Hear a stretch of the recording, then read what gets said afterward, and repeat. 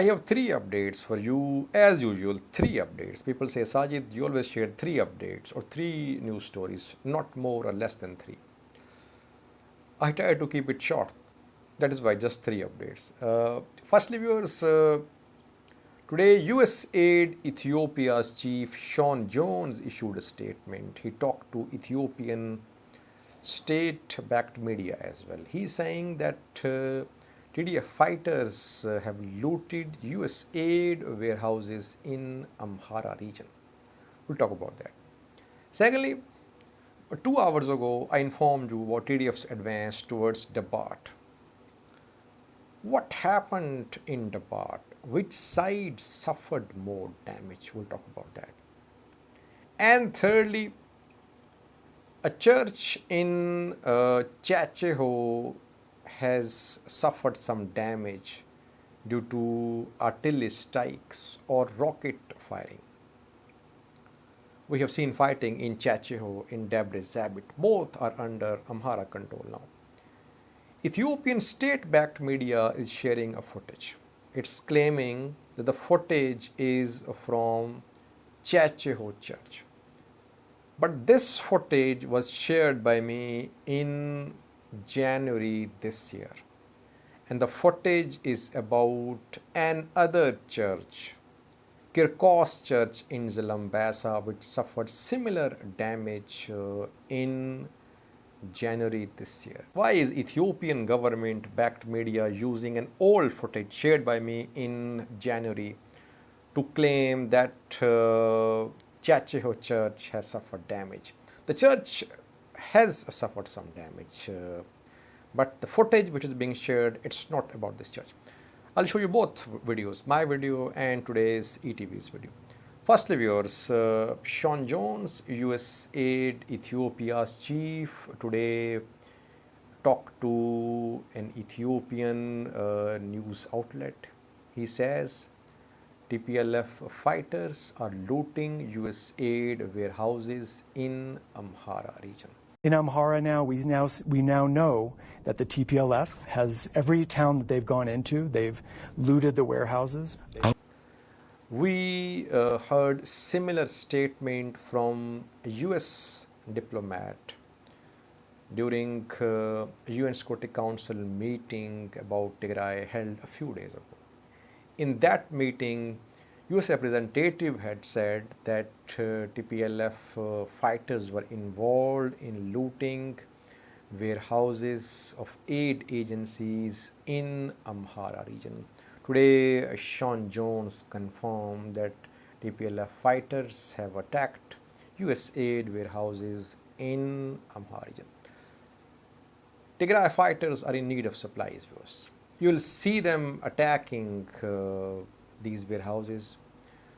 Their incursions into Afar, Amhara regions are meant to collect supplies and to make some territorial gains. So it's happening. I have reported about that in Wag Hemra zone, in Afar zone. We have received reports of TDF fighters collecting supplies. They are in need of these supplies because Tigray is under siege. Secondly, viewers, 2 hours ago I talked about the advance of Tigray Defense Force towards Dabat, a town 50 kilometers away from Gondar city. What happened on this front? Which side suffered more losses? Because what we have learned so far shows that heavy fighting took place on this front. Ethiopian state-backed media is saying that Tigray Defense Force has suffered heavy losses on Dabat front. TDF fighters could not take control of Dabat and hundreds have been killed and dozens have been captured.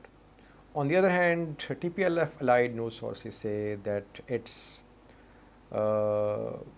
the other side, ENDF side, Amhara forces side, which have suffered heavy losses, and they claim that they have captured hundreds of soldiers, ENDF soldiers, Amhara force soldiers. We are waiting for some sort of confirmation about which side suffered losses on this front.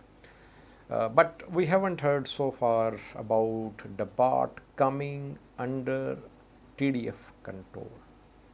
We haven't seen any statement from any TPLF allied news source that TDF is in control of Dabat. So TDF is not in control of Dabat, but it remains to be seen how much losses were suffered by TDF and ENDF on this front.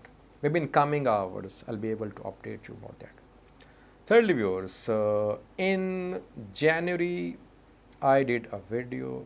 I informed you about artillery strikes on a church in Zalambasa, Kirkos church. The church was partially damaged. Both Eritrean forces and Tigray fighters back then accused each other of damaging the church. Back then I shared footage from inside and outside the church. Today, Ethiopian state media claimed that a church in Checheho has been damaged by artillery strikes from TDF fighters. There was fighting in Checheho, Dabat for the past few days. But the footage which Ethiopian state-backed media is showing, it's not from Checheho church. It's from Kirkos church in Zalambasa. The footage was shared by me and some other news sources in January. Watch the two videos. My video about Kirkos church in Zalambasa, which I did in January, and today's ETV's report about Checheho church. You can see that ETV is using the same footage which I shared in January 2021. I think Kirkos church in Zalambasa area heavily damaged. The church seems to have been hit by an airstrike or some artillery shell, viewers. Both the sides are accusing each other of damaging the church, viewers.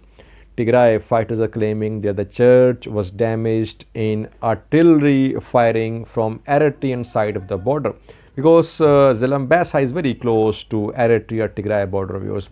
On the other hand, ENDF side is saying that Tigray fighters tried to take refuge in the church, and before leaving the church, Tigray fighters damaged it to put the blame on ENDF. So both the sides are giving conflicting accounts of the damage suffered by the church, viewers. Kirkos church, viewers, but is definitely damaged, and valuables inside the church seem to have been dragged out of the church by the attackers. So not only was the church attacked with some sort of airstrike and artillery shell, but after that it was stormed physically as well by the attackers. Watch a video showing the damage suffered by Kirkos church in Zalambasa on Tigray-Eritrea border. Thanks for watching.